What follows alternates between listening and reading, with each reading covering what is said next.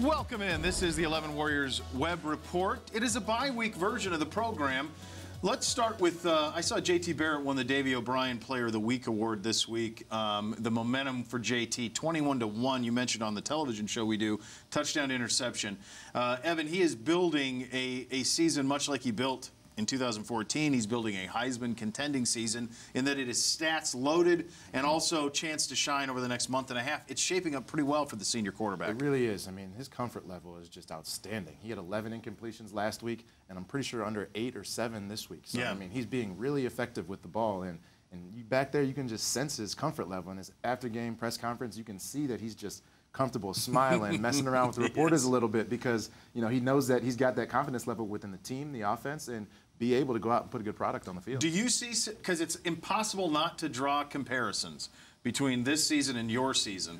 There are just too many, including the same quarterback. Do you see the growth in him and the offense that we saw in 2014? Absolutely. I mean, without a doubt. And I think that our schedule played to a perfect role for that aspect. You know, we struggled early on, just like we did, and then we had a couple games in order to build. We had Maryland first in 14, and after that we were just being able to pile on. We went up there and won 63-3. But, you know, just being able to have those games to get our rhythm back, to get our confidence back is what's going to allow us to win that big game. For us, it was Michigan State, and now for this team, it's Penn State. And after Penn State, it's every week. Every week is the #1 team in the nation for us, and we have to approach that each game that way, and then we have to execute each game just like that as well. Dan, one of the things that Urban Meyer does better than anybody in the country is coach a team after a loss.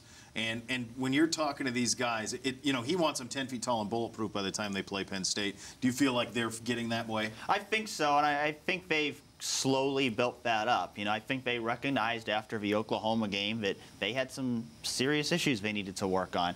And I think they've slowly built that up, and I think even in Urban you've seen that slowly build up, where he said all along, I'm cautiously optimistic. I want to see them do it against better teams. I want to see them do it against better games. But when he was asked after Saturday's game, you feel like I have a good team? He said, I do feel like I have a good team because I really like the way these guys have practiced. And if you ask JT, you ask Billy Price, they all said the same thing, that this team's practice habits for the last 3 or 4 weeks, since they lost that Oklahoma game, they've taken it to another level. They've buckled down and gotten more serious. I'd suspect it was very much the same with your team in 2014, and I just think that attitude, maybe they came into the year and didn't quite have that championship mindset that they need, but they have it now, and they've got things on a roll. Sometimes a loss sharpens the focus. Yeah, I mean, like I was going to say, you know, Coach Meyer, especially in the loss, he's such a great coach after a loss because he challenges players. And, you know, we train all offseason and throughout the season to be able to respond to different events and what's our response going to be to these events. And we have to make sure it's above the line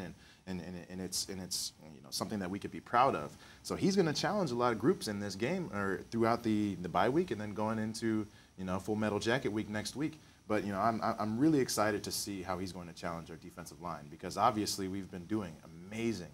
We've been doing amazing things throughout the season, but I remember a team that we played in the Big Ten Championship my senior year that had a hell beater running back that rushed for under 40 yards, I believe. That's right. You know what I'm saying? Yeah. And that was due to the fact of our tremendous defensive line play, which allowed our linebackers to play great, which allowed Duran and the gang to have a good game as well. So I think that him challenging the guys is going to be something that can be looked forward to. Let's go around the country. We're 6-1 at this point. We all agree Ohio State controls its own destiny. But let's just do eye test. Where are they eye tests for you, Dan? They're not, for me, they're not at the Alabama level. They're in that next group below, but they're in that group. I agree. I think Alabama's in a tier of its own right now. I think until they lose, they're probably going to be. I would have, before this week, I would have had Clemson in that #2 spot. I thought they were clearly the second-best team. Then they went out and lost at Syracuse, something I didn't expect. So now Clemson moves down a tier, and I think Ohio State moves right into that second tier. You know, I think Penn State, they're ranked #2 right now, and I think that's where they belong. But Ohio State's got that chance in their next game to go and beat Penn State. And I think you look at those other teams that are in the top 5, I believe it's Georgia, TCU, and Wisconsin. I don't look at any of those teams and say, that's a better team than Ohio State. If I was picking Ohio State against any of those teams right now, I'd pick Ohio State to win. So I think there's very much a case that Ohio State's a top 2, 3, 4 team in the country right now, and they absolutely control their own destiny. Yeah. You know who else says that? Las Vegas. The early line on Ohio State Penn State is 9.5. Ohio State favored by 9.5. It was 10 earlier, down to 9.5. It's a huge number. Ohio State would be favored over every team in college football except Alabama on a neutral field. I mean, that's where we are right now in college football. And I think that's where the eye test demands Ohio State be, too, because I think they are, to me, Bama then us. And that's why, you know, I press upon the importance of the national light, and I wish that wasn't important. But at the end of the day, going out and being impressive, having 7 drives, has way more to do with just the fact that that's letting our offense develop and it's showing growth. It also lets the nation know that we're not messing around and we're here to win. We mean business. Yeah, certainly. Let's go around the Big Ten quickly. The big game, of course, this week is our opponent next week, Penn State, and then Michigan at the end of the year, obviously. Michigan at Penn State. It's a big one for Jim Harbaugh, Dan, and from the standpoint of not just wins and losses. He's not going to get fired or anything like that, certainly, and the seat's not hot, nothing like that. But when you talk about recruiting, Penn State's out recruiting him right now. They are currently the second best team in the Big Ten East, second best program in the Big Ten East behind Ohio State in recruiting and in winning and everything. If he can't even worry about Ohio State at this point. He's got to get past Penn State. It's a big one for him. Absolutely. I think you look at it right now, and it certainly appears that Michigan is the third team in the Big Ten East right now. And if you go out and lose to Penn State this week and you lose to Ohio State at the end of the year, then you cement that those two teams are ahead of you. So he needs to win one of these games. I don't know that he will, because I think Ohio State and Penn State have better football teams right now, and I do think that Michigan lost a lot of talent from last year, and I think that turnover has a lot to do with some of their struggles this year. But it does put some pressure on Harbaugh. You know, we saw what Urban Meyer came in and did at Ohio State, how quickly he was able to take that program to a championship. It was his third year. So those expectations, Harbaugh's going to carry those same expectations. And if you don't get a big win at some point this year, there's going to be a lot of questions, not only from the fans, but also among coaches. James Franklin or Urban Meyer is going to go into a room of a kid who's getting recruited by Michigan and say, you want to win a championship? Don't go there. Yeah, no, that's absolutely right. And, you know, you mentioned Urban won the national championship in year 3 with you guys.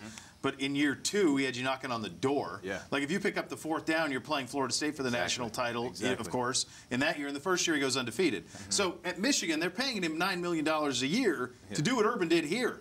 That's the expectation. Meantime, James Franklin's resurrected a program. I mean, I don't know where they were going a year and a half ago. Now here they are, number 2 in the country, won the Big Ten a year ago. And they got Michigan this week and Ohio State next week, and an opportunity for Penn State to really be in the middle of a national picture for the first time in a long time. Absolutely. I mean, they have a dominant football program. They have a dominant football coach that we are now seeing, and they're riding their momentum wave. It started in the Big Ten Championship last year, and then it continued in their bowl game, and now we're seeing it throughout the season. The best part about it is they got to come to the shoe. Yes, they do. I'm pumped about that, and I'm excited to see. I'm excited to see what we do. I mean, I was excited for the Oklahoma game and every game that we have in the shoe, but you know, them coming here is a big one. We're 2 weeks out. How do we contain excitement? I'm over here sweating, rubbing my hands between together. now and then. That thing's going to be a powder keg. I mean, that is. Ohio State, Penn State in a couple weeks going to be a powder keg. I hope that I'm a fan of spectacle. I hope Penn State handles Michigan and gets there undefeated, because I want to see number 2 against number whatever. I mean, whatever you're going to rank Ohio State, they're number 2 or 3. So the two top 5 teams in the country here in 2 weeks. That'll be a show. Yes, All right, it will. He's Evan, I'm Dan, I'm Beau. We'll see you next week.